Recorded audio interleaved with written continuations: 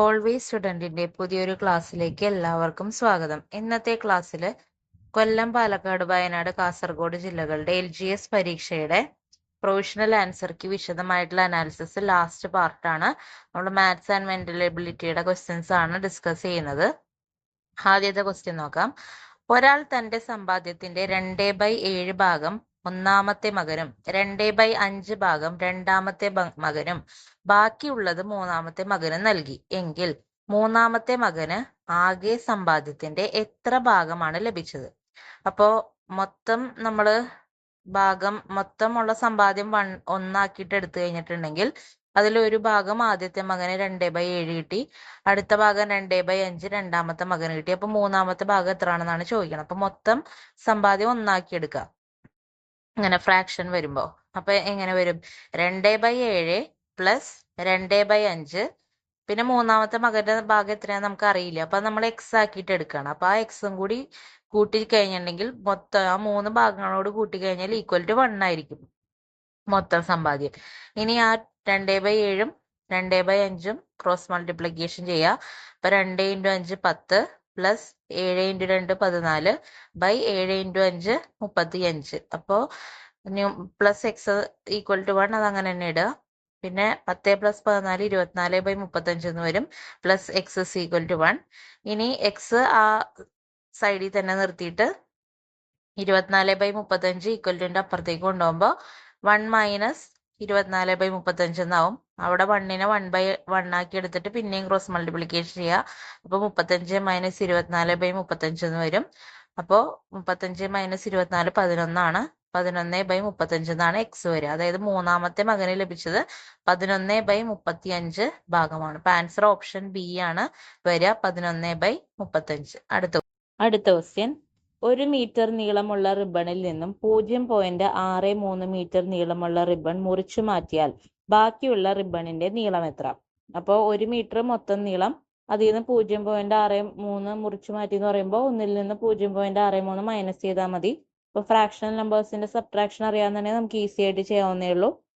ഒന്നിനെ നമ്മൾ എങ്ങനെയൊക്കെ എടുക്കുക? 1.00 എന്നാക്കുക, മൈനസ് 0.63. പിന്നെ നമ്മൾ 1ൽ നിന്ന് ആദ്യത്തെ 0ത്തിലേക്ക് ബോറോ ചെയ്യുമ്പോൾ അത് 10 ആവും. പിന്നെ ആ 10ൽ നിന്ന് ഒരെണ്ണം അടുത്ത 0ത്തിലേക്ക് ബോറോ ചെയ്യുമ്പോൾ അത് 10 ആവും. തൊട്ട് മുമ്പ് ഉണ്ടായിരുന്ന 10 9 ആയിട്ട് നിൽക്കും.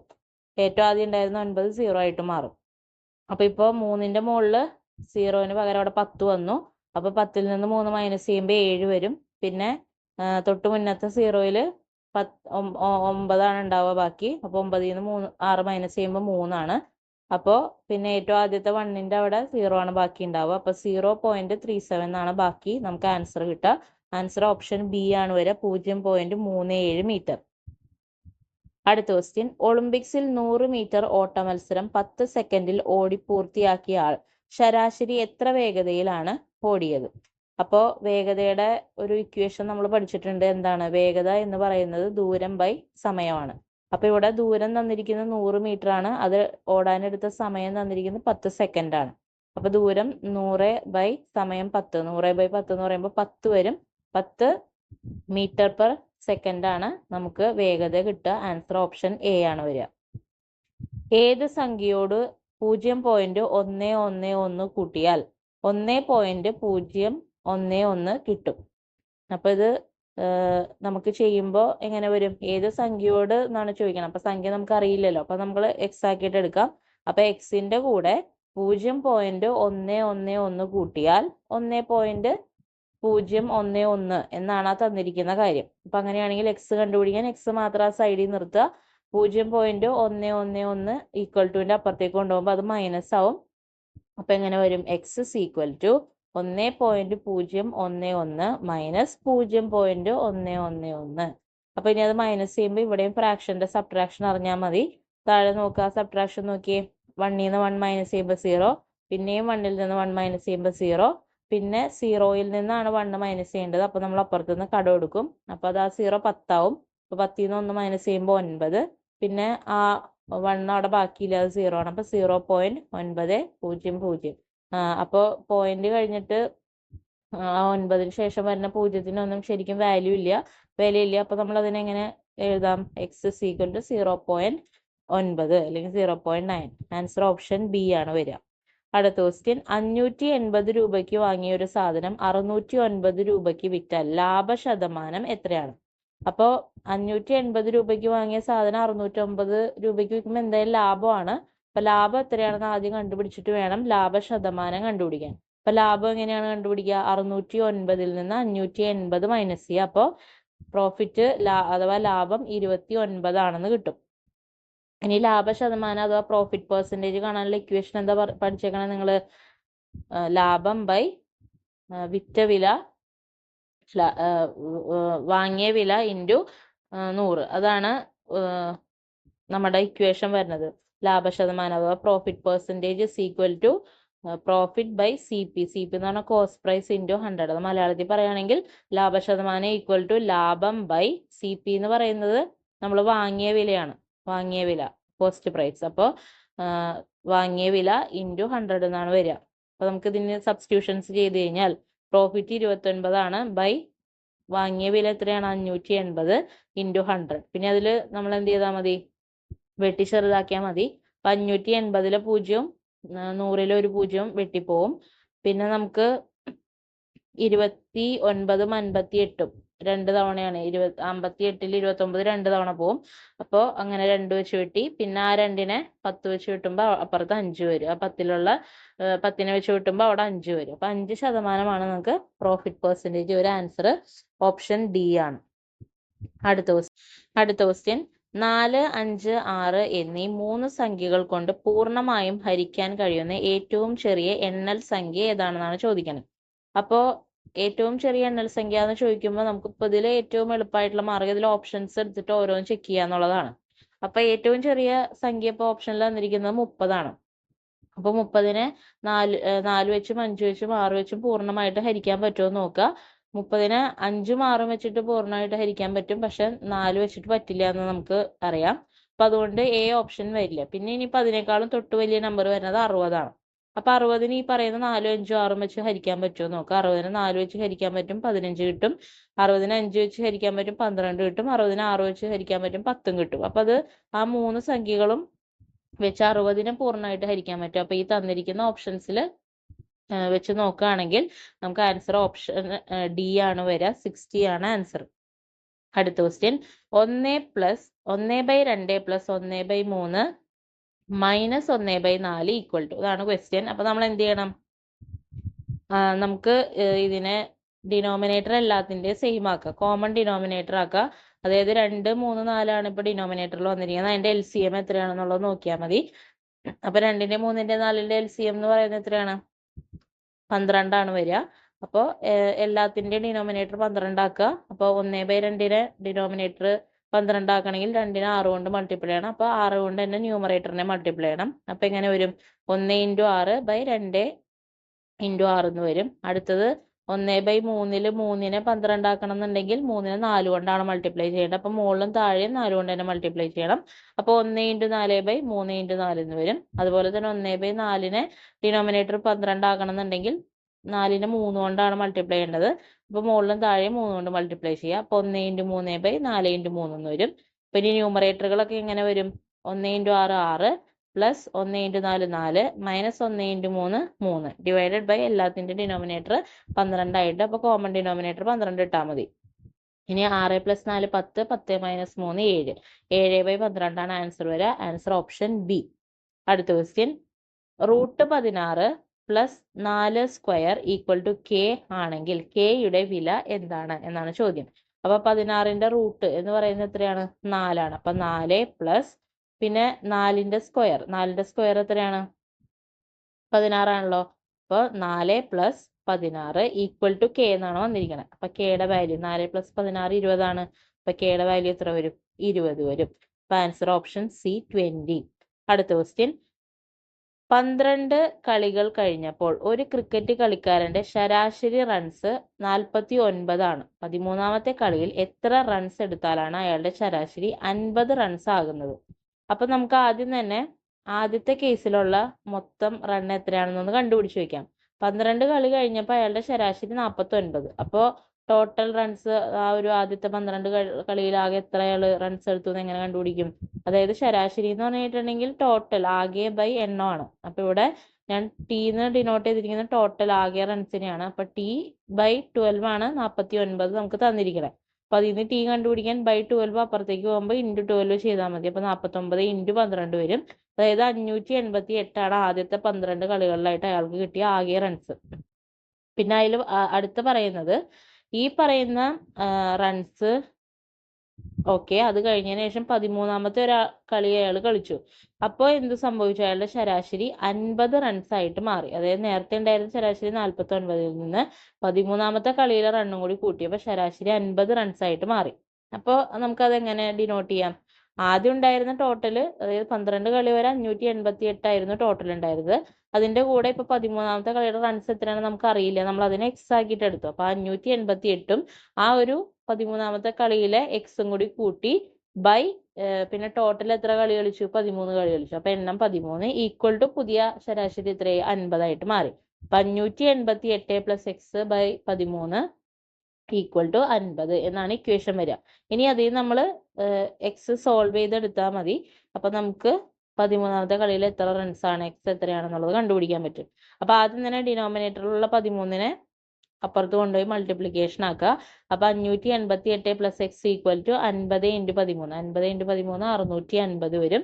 പിന്നെ 588നെ എക്സിന്റെ കൂടെയുള്ള 588നെ ഈക്വൽ ടുന്റെ അപ്പുറത്തേക്ക് കൊണ്ടുപോയിട്ട് മൈനസ് ചെയ്യുക. അപ്പൊ 650 മൈനസ് 588, അതായത് എക്സിന്റെ വാല്യൂ 62 വരും. ആൻസർ ഓപ്ഷൻ സി ആണ് 62. അടുത്ത ക്വസ്റ്റ്യൻ 18 ഇൻറ്റു 21 പ്ലസ് 21 ഇൻറ്റു 82. അപ്പൊ ഇതിവിടെ ബോർഡ് മാസ് റൂള് അപ്ലൈ ചെയ്യേണ്ടതാണ്. ഏറ്റവും ആദ്യം നമ്മളിതിൽ ഏതാ ചെയ്യേണ്ടതെന്നുള്ളത് നിങ്ങൾ അറിയണം. അല്ലാതെ ആദ്യം നമ്മൾ ലെഫ്റ്റ് നിന്ന് ഇങ്ങനെ റൈറ്റ് സൈഡിലേക്ക് ചെയ്ത് പോവുകയല്ല ചെയ്യുക. എപ്പോഴും എന്ത് ചെയ്യുക? ഹയസ്റ്റ് പ്രയോറിറ്റി കൊടുക്കേണ്ടതിന് ഹയസ്റ്റ് പ്രയോറിറ്റിയിൽ ആദ്യം ചെയ്യുക. അപ്പോൾ എപ്പോഴും മൾട്ടിപ്ലിക്കേഷനും ഡിവിഷനും ആണ് അഡീഷനും സബ്ട്രാക്ഷനേക്കാളും കൂടുതൽ പ്രയോറിറ്റി വരുന്നത്. അപ്പൊ ഇതിലുള്ള മൾട്ടിപ്ലിക്കേഷൻസ് ആദ്യം ചെയ്യുക. ഇതിൽ മൾട്ടിപ്ലിക്കേഷനും അഡീഷനും മാത്രമേ വരുന്നുള്ളൂ. അപ്പൊ മൾട്ടിപ്ലിക്കേഷൻസ് ആദ്യം ചെയ്യുക, അതിനുശേഷം അഡീഷൻ ചെയ്യുക. അപ്പൊ മൾട്ടിപ്ലിക്കേഷൻ ഏതൊക്കെയാ വരുന്നത്? അപ്പൊ അതിനനുസരിച്ച് നമുക്ക് അതിനൊന്ന് ഗ്രൂപ്പ് ചെയ്ത് ബ്രാക്കറ്റിലിടാം. 18 ഇൻറ്റു 21 അത് ആദ്യം ചെയ്യണം, പ്ലസ് പിന്നെ 21 ഇൻറ്റു 82 അത് പിന്നീട് ചെയ്യണം, അതും വേറെ ബ്രാക്കറ്റിലിട്ടു. അപ്പൊ 18 ഇൻറ്റു 21ലും അതുപോലെ തന്നെ 21 ഇൻറ്റു 82 അത് നമുക്ക് കാൽക്കുലേഷൻ സിംപ്ലിഫൈ ചെയ്യാനായിട്ടുള്ള ഒരു എളുപ്പപ്പണിയാണ്. അല്ലെങ്കിൽ പിന്നെ നമ്മളത് മൾട്ടിപ്ലിക്കേഷൻ രണ്ടെണ്ണം ചെയ്യാൻ നിൽക്കണം. അപ്പൊ നമ്മളിപ്പോൾ ഇതിന് എളുപ്പപ്പണി ചെയ്യാനായിട്ട് ഇതിൽ രണ്ടിലും ഈ രണ്ട് മൾട്ടിപ്ലിക്കേഷനിൽ 21 കോമൺ ഫാക്ടർ ആണ്. അപ്പൊ 21നെ കോമൺ ആയിട്ട് പുറത്തേക്ക് എടുത്താൽ നമുക്ക് എന്ത് ചെയ്യാം? ആദ്യത്തേല് ബാക്കി 18ഉം രണ്ടാമത്തേല് ബാക്കി 82 ഉണ്ട്. അപ്പൊ 18 പ്ലസ് 82 എന്ന് വരും. അപ്പൊ 18 പ്ലസ് 82 എന്ന് പറയുമ്പോൾ എത്രയാണ് വരിക? 100 ആണ് വരിക. അപ്പൊ 21 ഇൻറ്റു 100 2100 വരും. അപ്പൊ ഇങ്ങനെ ചെയ്യുമ്പോൾ നമുക്ക് എളുപ്പപ്പണി ഉണ്ട്. അതായത് എളുപ്പത്തിൽ ആൻസർ കിട്ടും. അല്ലെങ്കിൽ 18 ഇൻറ്റു 21 ആദ്യം മൾട്ടിപ്ലൈ ചെയ്യണം, പിന്നെ 21 ഇൻറ്റു 82 മൾട്ടിപ്ലൈ ചെയ്യണം, അത് രണ്ടും കൂടി കൂട്ടണം. അതാകുമ്പോൾ കൂടുതൽ പണിയാണ് നമുക്ക്. അപ്പൊ ആൻസർ ഇവിടെ ഓപ്ഷൻ ബി 2100 ആണ് വരിക. അടുത്ത ക്വസ്റ്റ്യൻ, താഴെ തന്നിരിക്കുന്നതിൽ കൂട്ടത്തിൽ പെടാത്ത സംഗീത ഉപകരണം ഏതാണ്? അപ്പോൾ സിത്താറ്, വീണ, ഓടക്കുഴൽ, വയലിൻ. അപ്പൊ അതിൽ നമുക്ക് നോക്കുമ്പോൾ അറിയാം സിത്താറും വീണയും വയലിനൊക്കെ സ്ട്രിങ് യൂസ് ചെയ്തിട്ട് വർക്ക് ചെയ്യുന്ന സംഗീതോപകരണങ്ങളാണ്. ഓടക്കുഴൽ അങ്ങനെയല്ല. അപ്പൊ അതുകൊണ്ട് ഓടക്കുഴലാണ് ഇതിൽ കൂട്ടത്തിൽ പെടാത്തത്. Answer option C. അടുത്ത ക്വസ്റ്റ്യൻ, ഒരാൾ ഒരു സ്ഥലത്ത് നിന്ന് 200 മീറ്റർ തെക്കോട്ട് നടന്നു.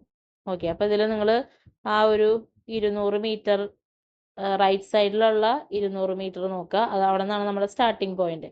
അപ്പോൾ ഒരാൾ 200 മീറ്റർ തെക്കോട്ട് നടന്നു, അതായത് താഴേക്ക് ആരോട്ട് വെച്ചേക്കുന്നത് തെക്കോട്ട് നടന്നു. തുടർന്ന് 160 മീറ്റർ വലത്തോട്ട്. അപ്പൊ വലത്തോട്ട് ആരോട്ട് 160 മീറ്റർ എഴുതിയിട്ടുണ്ട്. തുടർന്ന് 200 മീറ്റർ വലത്തോട്ട് നടന്നു. അപ്പോൾ പിന്നെയും വലത്തോട്ട് എന്ന് പറയുമ്പോൾ ശരിക്കും 200 മീറ്റർ മുകളിലേക്കാണ് ആരോട്ട് വെച്ചിരിക്കുന്ന 200 മീറ്റർ വരുന്നത്. അതിനുശേഷം 50 മീറ്റർ ഇടത്തോട്ട് നടക്കുന്നു. 50 മീറ്റർ ഇടത്തോട്ടും ആരോട്ടുണ്ട്. ഇപ്പോൾ അയാൾ യാത്ര തുടങ്ങിയിടത്ത് നിന്നും എത്ര അകലെയാണ്? അപ്പൊ യാത്ര തുടങ്ങിയത് ആ മുകളിലത്തെ ആ പോയിന്റിൽ നിന്നാണ്. അപ്പൊ അവിടെ നിന്ന് ഇപ്പൊ നിൽക്കുന്ന സ്ഥലത്തേക്കുള്ള ദൂരം.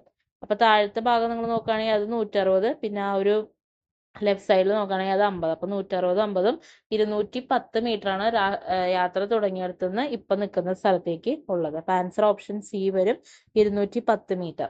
അടുത്ത ക്വസ്റ്റ്യൻ, 12 പ്ലസ് 10 ഇൻറ്റു 5 ഇൻറ്റു 0. ഇതാണ് ചോദ്യം. ഈക്വൽ ടു എത്രയാണ്? അപ്പൊ 0 കൊണ്ട് എന്തിനെ മൾട്ടിപ്ലൈ ചെയ്ത് കഴിഞ്ഞാൽ ആൻസർ 0 ആണെന്ന് അറിയാം. അപ്പൊ ഇതിൽ 10 × 5 × 0 എന്ന് പറയുമ്പോൾ അത് മൊത്തത്തിൽ എന്തായി പോകും? 0 ആയിട്ട് പോകും. പിന്നെ 12 + 0 എന്ന് വരും. 12 + 0 എത്രയാണ്? 12. അപ്പൊ ആൻസർ എന്ത് വരും? 12 വരും. Answer option D. അപ്പൊ ഇതിൽ നിങ്ങൾക്ക് ചിലപ്പോൾ തെറ്റിക്കാൻ സാധ്യത എന്ന് വെച്ചാൽ നിങ്ങൾ മൊത്തം അത് മൾട്ടിപ്ലിക്കേഷൻ ആണെന്നൊക്കെ വിചാരിച്ച് ആ 12ഉം അവിടെ 12 × 10 ആണെന്ന് വിചാരിച്ച് മൊത്തം 0 ആയി പോകുന്നൊക്കെ പെട്ടെന്നൊന്ന് നോക്കുമ്പോൾ തെറ്റിദ്ധരിക്കാം. അതായത് തെറ്റാൻ സാധ്യതയുണ്ട് സിമ്പിൾ ആയിട്ടുള്ള കാര്യമാണെങ്കിലും ശ്രദ്ധ കുറഞ്ഞു കഴിഞ്ഞിട്ടുണ്ടെങ്കിൽ. അപ്പൊ ശരിക്കും ഇവിടെ 12 + 0 12 ആൻസർ വരെ. Option D. അടുത്ത ക്വസ്റ്റ്യൻ. ഒരു പ്രത്യേക കോഡിൽ ഡൽഹി എന്നതിനെ ക്രമീകരിച്ചപ്പോൾ HIDEL എന്ന് കിട്ടി എങ്കിൽ ഇറ്റലി എന്നതിനെ കോഡ് ഉപയോഗിച്ച് ഏത് രീതിയിൽ ക്രമീകരിക്കാം? അപ്പൊ ഡൽഹിയിൽ എങ്ങനെയാണ് HIDEL എന്നാക്കിയത്? അപ്പോൾ നമുക്ക് ആ ഡൽഹിയിലുള്ള സ്പെല്ലിങ്ങിനെ രണ്ടായിട്ട് സ്പ്ലിറ്റ് ചെയ്ത് കഴിഞ്ഞാൽ DEL ഒരുമിച്ചും HI ഒരുമിച്ചാക്കിയാൽ അതിൽ ആ രണ്ടാമത്തെ HIനെ ആദ്യം എഴുതി വെച്ച് പിന്നെ ഉള്ള DELനെ എഴുതുമ്പോഴാണ് ഈ പറഞ്ഞ രീതിയിൽ ആദ്യത്തെ ക്രമീകരിക്കാൻ പറ്റിയത്. അപ്പൊ ഇറ്റലിനെ ഇതേപോലെ തന്നെ ചെയ്യുകയാണെങ്കിൽ ഇറ്റലിയിലെ അവസാനത്തെ 2 ലെറ്ററിനെ ഒരുമിച്ച് ഗ്രൂപ്പ് ചെയ്യുക, ആദ്യത്തെ 3 ലെറ്ററിനെ ഒരുമിച്ച് ഗ്രൂപ്പ് ചെയ്യുക. എന്നിട്ട് അവസാനത്തെ 2 ലെറ്ററിനെ ആദ്യം എഴുതി വെക്കുക, അതായത് LY. പിന്നെ അവസാനത്തെ 3 ലെറ്റർ ആയിട്ടുള്ള ITA എഴുതുക. അപ്പൊ എന്ത് വരും? LYITA. ആൻസർ ഓപ്ഷൻ ബി ആണ് വരിക. അടുത്ത ക്വസ്റ്റ്യൻ. ഇപ്പോൾ രേവതിയുടെയും അമ്മയുടെയും വയസ്സുകളുടെ തുക 36 ആണ്. 2 വർഷം കഴിയുമ്പോൾ അമ്മയുടെ വയസ്സ് രേവതിയുടെ വയസ്സിന് 4 മടങ്ങാകും എങ്കിൽ ഇപ്പോൾ രേവതിക്ക് എത്ര വയസ്സുണ്ട്? അപ്പോൾ നമുക്ക് ഇപ്പോഴത്തെ അവരുടെ വയസ്സ്, രേവതിയുടെ അമ്മയുടെ വയസ്സ് X ആയിട്ടും രേവതിയുടെ വയസ്സ് Y ആയിട്ട് എടുക്കുക. അപ്പൊ ഒരു പറഞ്ഞിരിക്കുന്ന ആദ്യം എക്സും വൈ, അമ്മയുടെയും മകളുടെയും വയസ്സിന്റെ തുക 36. അപ്പൊ X + Y 36 ആണ്. അപ്പൊ നമുക്ക് അതിൽ നിന്ന് എക്സിന്റെ സബ്സ്റ്റിറ്റ്യൂഷൻ കണ്ടുപിടിക്കുകയാണെങ്കിൽ എക്സിനെ നമുക്ക് 36 - Y എന്ന് വേണമെങ്കിൽ എഴുതാം. ഇനി 2 വർഷത്തിന് ശേഷമുള്ള കേസ് പറയുമ്പോൾ എന്തായാലും അമ്മയുടെ ഇപ്പോഴത്തെ വയസ്സിന്റെ കൂടെ 2 വയസ്സ് കൂടിയിട്ടുണ്ടാവും, രേവതിയുടെ ഇപ്പോഴത്തെ വയസ്സിന്റെ കൂടെ 2 വയസ്സ് കൂടിയിട്ടുണ്ടാവും. അപ്പൊ അമ്മയുടെ വയസ്സ് എന്തായിട്ടുണ്ടാവും? X + 2ഉം രേവതിയുടെ വയസ്സ് Y + 2 ആയിട്ടുണ്ടാവും ആഫ്റ്റർ 2 ഇയേഴ്സ്. അപ്പൊ ഉള്ള അവരുടെ വയസ്സുകൾ തമ്മിൽ എന്താ റിലേഷൻ വരുന്നത്? 2 വർഷം കഴിയുമ്പോൾ അമ്മയുടെ വയസ്സ്, അതായത് X + 2 ആണ് 2 വർഷം കഴിയുമ്പോൾ അമ്മയുടെ വയസ്സ്. അതെന്ന് പറയുന്നത് രേവതിയുടെ വയസ്സായിട്ടുള്ള Y + 2ന്റെ 4 മടങ്ങായിരിക്കും. അപ്പൊ Y + 2 × 4 ആണ് നമ്മുടെ രേവതിയുടെ വയസ്സായിട്ടുള്ള Y + 2 അതിന്റെ 4 മടങ്ങ്, അതായത് 4Y + 2. 4 × Y + 2 ആണ് ആരുടെ വയസ്സ്? അമ്മയുടെ 2 വർഷം കഴിയുമ്പോഴുള്ള വയസ്സായിട്ടുള്ള X + 2. അപ്പൊ നമുക്ക് ഇക്വേഷൻ എങ്ങനെ എഴുതാം? X + 2 = 4 × Y + 2 എന്ന് എഴുതാം. എന്നിട്ട് 4നെ ഉള്ളിലേക്ക് എടുത്ത് മൾട്ടിപ്ലൈ ചെയ്യുമ്പോൾ 4Y + 8 എന്ന് വരും. പിന്നെ നമുക്ക് ഈ എക്സിനെ നമുക്ക് നേരത്തെ വൈയുടെ ടേംസിൽ ഒരു സബ്സ്റ്റിറ്റ്യൂഷൻ കണ്ടുപിടിച്ചിട്ടുണ്ടായി, 36 - Y എന്ന്. അപ്പൊ X + 2ലെ എക്സിന്റെ ഭാഗത്ത് 36 - Y, പിന്നെ ആ +2 ഉള്ളത് അങ്ങനെ തന്നെ ഇട്ടു, ഈക്വൽ ടു 4Y + 8 ഇതാക്കി. അപ്പൊ ഇപ്പൊ നമ്മുടെ ഫുൾ ഇക്വേഷൻ വൈയുടെ ടേംസിലായിട്ട് മാറിയിട്ടുണ്ട്. അപ്പോൾ ഇനി നമ്മൾ ആ 36 + 2 ചെയ്യുമ്പോൾ 38 - Y = 4Y + 8 എന്ന് വരും. ഇനി എന്ത് ചെയ്യാം? നമ്പേഴ്സ് ഒക്കെ ഒരുമിച്ചാക്കുക, വേരിയബിൾസ് ഒക്കെ ഒരുമിച്ചാക്കുക. അപ്പോൾ 38ന്റെ കൂടെ 8 ഇങ്ങോട്ടേക്ക് എടുക്കുമ്പോൾ -8 ആവും. 38 - 8 = 4Y, പിന്നെ -Y അപ്പുറത്തേക്ക് എടുക്കുമ്പോൾ +Y ആവും. 4Y + Y. 38 - 8 30 = 4Y + Y 5Y വരും. അതിൽ നിന്ന് Y കാൽക്കുലേറ്റ് ചെയ്യുമ്പോൾ 30/5 എന്ന് വരും. 30/5 എത്രയാണ്? 6. Y എന്ന് പറയുന്നത് രേവതിയുടെ വയസ്സായിട്ടാണ് നമ്മൾ എടുത്തേക്കണം. അപ്പൊ രേവതിയുടെ ഇപ്പോഴത്തെ വയസ്സ് എത്രയാണെന്ന് കിട്ടി? 6 വയസ്സ്. ആൻസർ ഓപ്ഷൻ സി വരും. അടുത്ത ക്വസ്റ്റ്യൻ. 0.31 + 0.21 × 2. അപ്പൊ ഇവിടെ നമ്മൾ എന്ത് ചെയ്യണം? ബോർഡ് മാസ് റൂൾ അപ്ലൈ ചെയ്യണം. മൾട്ടിപ്ലിക്കേഷൻ ആദ്യം ചെയ്യണം, അതിനുശേഷം കിട്ടുന്ന ആൻസറിന്റെ കൂടെ വേണം 0.31 കൂട്ടാൻ. അപ്പൊ അത് നമുക്കൊന്ന് ബ്രാക്കറ്റിലിട്ട് പ്രയോറിറ്റി കൊടുത്ത് എങ്ങനെ എഴുതാം? 0.31 + 0.21 × 2, അത് ബ്രാക്കറ്റിൽ ഇട്ടു. അപ്പൊ 0.21 × 2 എത്രയാണ്? 0.42. അപ്പൊ അതും 0.31 കൂടി കൂട്ടുമ്പോൾ 0.73 ആണ് നമുക്ക് ആൻസർ വരിക. Option D. അടുത്ത ക്വസ്റ്റ്യൻ. 50 കുട്ടികളുള്ള ഒരു ക്ലാസ്സിൽ 40 കുട്ടികൾ ഗണിതത്തിന് വിജയിച്ചു, 25 കുട്ടികൾ ഇംഗ്ലീഷിന് വിജയിച്ചു, 18 കുട്ടികൾ ഗണിതത്തിനും ഇംഗ്ലീഷിനും വിജയിച്ചു എങ്കിൽ ഈ 2 വിഷയങ്ങൾക്കും തോറ്റത് എത്ര പേരാണെന്നാണ് ചോദിക്കുന്നത്. അപ്പൊ നമുക്ക് മാത്സിൽ ജയിച്ച കുട്ടികളുടെ എണ്ണം N(m) 40, അതുപോലെ ഇംഗ്ലീഷിൽ ജയിച്ച കുട്ടികളുടെ എണ്ണം N(e) 25. ഇനി രണ്ടിലും വിജയിച്ചത് 18 കുട്ടികളാണ്. അപ്പോൾ ഒന്ന് ഇംഗ്ലീഷിനോ അല്ലെങ്കിൽ മാത്സിനോ ആയിട്ട് ജയിച്ചത്, ഒന്നില്ലെങ്കിൽ ഇംഗ്ലീഷ് അല്ലെങ്കിൽ മാത്സിനോ ആയിട്ട് ജയിച്ച കുട്ടികളുടെ എണ്ണം നമുക്ക് എങ്ങനെ കണ്ടുപിടിക്കാൻ പറ്റും? അതായത് N of M union E എങ്ങനെ കണ്ടുപിടിക്കാൻ പറ്റുക? 45 + 25 മൈനസ് രണ്ടെണ്ണത്തിലും ജയിച്ച ആളുകളുടെ എണ്ണം. അപ്പൊ 45 + 25 65, 65 - 18 47 ആണ് എന്ത്? മാത്സിനോ അല്ലെങ്കിൽ ഇംഗ്ലീഷിനോ ആയിട്ട് ജയിച്ച കുട്ടികളുടെ എണ്ണം. അപ്പൊ അങ്ങനെയാണെങ്കിൽ ഈ മാത്സിനോ അല്ലെങ്കിൽ ഇംഗ്ലീഷിനോ ജയിക്കാത്ത കുട്ടികളുടെ എണ്ണം കണ്ടുപിടിച്ച് കഴിഞ്ഞിട്ടുണ്ടെങ്കിൽ ഇതിൽ രണ്ട് വിഷയത്തിലും തോറ്റ കുട്ടികളുടെ എണ്ണം കിട്ടില്ല. അതായത് മാത്സിന് ജയിച്ചിട്ടില്ല, ഇംഗ്ലീഷിന് ജയിച്ചിട്ടില്ല. അങ്ങനെയാണെങ്കിൽ രണ്ടിലും തോറ്റ കുട്ടികളുടെ എണ്ണം കിട്ടും നമുക്ക്. അപ്പോൾ നമുക്ക് എൻ ഓഫ് എം യൂണിയൻ ഈ ബാർ കണ്ടുപിടിക്കണം. അതായത് മൊത്തമുള്ള കുട്ടികളുടെ എണ്ണത്തിൽ നിന്ന് എൻ ഓഫ് എം യൂണിയൻ ഈ മൈനസ് ചെയ്താൽ മതി. മൊത്തം 50, എൻ ഓഫ് എം യൂണിയൻ ഈ നമുക്കിപ്പോൾ 47 കിട്ടി. 50 - 47 3 ആണ് ആൻസർ വരെ, ഓപ്ഷൻ സി. ഓക്കെ, അടുത്ത question. P Q R S എന്നീ നാലാളുകൾ നിരന്നു നിൽക്കുന്നു. പി എന്ന ആൾ ക്യൂവിന്റെ വലതുവശത്തും ആറിന്റെ ഇടതുവശത്തുമായിട്ട് നിൽക്കുന്നു. അപ്പൊ നമുക്ക് ആ റെപ്രസെന്റേഷൻ നോക്കുകയാണെന്നുണ്ടെങ്കിൽ പി എന്ന ആൾ എവിടെയാണ് നിൽക്കുന്നത്? ക്യൂവിന്റെ വലതുവശത്ത്, അതുപോലെ തന്നെ ആറിന്റെ ഇടതുവശത്തുമായിട്ടാണ് നിൽക്കുന്നത്. അപ്പൊ ആ രീതിയിലാണ് നമ്മളത് മാർക്ക് ചെയ്തിരിക്കുന്നത്. എസ് എന്ന ആൾ പിയുടെ ഇടതുവശത്തും ക്യൂവിന്റെ വലതുവശത്തുമായിട്ട് നിൽക്കുന്നു. അപ്പൊ ഈ പറഞ്ഞ രീതിയിൽ നമ്മൾ നോക്കുകയാണെങ്കിൽ ഈ രീതിയിലാണ് അവർ നിൽക്കുന്നത്. QSPR എന്നുള്ള രീതിയിലാണ് അവരുടെ ഒരു ഓർഡർ വരുന്നത്. അങ്ങനെയാണെങ്കിൽ ഏറ്റവും ഇടത്തെ അറ്റത്ത് നിൽക്കുന്നത് ആരാണ്? ഏറ്റവും ഇടത്തെ അറ്റത്ത് ആരാണ് നിൽക്കുന്നത്? ക്യൂ ആണ് നിൽക്കുന്നത്. ആൻസർ ഓപ്ഷൻ ബി, ക്യൂ ആണ് വരിക. അടുത്ത ക്വസ്റ്റ്യൻ. 103, 104, 110, 107, 112, 119, 128 ഈ ശ്രേണിയിലെ അടുത്ത പദം ഏതാണ്? എത്രയാണ്? അപ്പൊ നമ്മളിത് എങ്ങനെയാ നോക്കിയേ? 103ന്റെ കൂടെ 1 കൂട്ടും 104, പിന്നെ 104ന്റെ കൂടെ 3 കൂട്ടി 107, 107ന്റെ കൂടെ 5 കൂട്ടി 112, 112ന്റെ കൂടെ 7 കൂട്ടി 119, 119ന്റെ കൂടെ 9 കൂട്ടി 128. അതായത് ഒറ്റസംഖ്യകളാണ് കൂട്ടണത്. അതായത് 1 മുതലുള്ള ഒറ്റസംഖ്യകളാണ് കൂട്ടി കൂട്ടി വരുന്നത്. അപ്പൊ ഇനി 128 കിട്ടി. 128ന്റെ കൂടെ 9 കഴിഞ്ഞ് വരുന്ന അടുത്ത ഒറ്റസംഖ്യ ഏതാ? 11. അപ്പൊ 128ന്റെ കൂടെ 11 കൂട്ടും 139. ആൻസർ ഓപ്ഷൻ എ ആണ് വരിക. അടുത്ത ലാസ്റ്റ് ക്വസ്റ്റ്യൻ ആണ്. 16, 36, 64, 114, 144 ഈ കൂട്ടത്തിൽ പെടാത്ത സംഖ്യ ഏതാണ്? അപ്പൊ ഇതില് 16 എന്ന് പറയുന്നത് 4ന്റെ സ്ക്വയർ ആണ്. 4 × 4 ആണ് 16. 36 6 × 6 6ന്റെ സ്ക്വയർ ആണ്. 114 1ന്റെ സ്ക്വയർ അല്ല. 144 എന്ന് പറയുന്നത് 12ന്റെ സ്ക്വയർ ആണ്. 12 × 12. അതുപോലെ 64 8ന്റെ സ്ക്വയർ ആണ്. 8 × 8 64. അപ്പൊ ഇതിൽ 114 ആണ് കൂട്ടത്തിൽ പെടാത്തത്. അത് 1ന്റെ സ്ക്വയർ അല്ല. അപ്പൊ ആൻസർ ഓപ്ഷൻ സി ആണ് 114.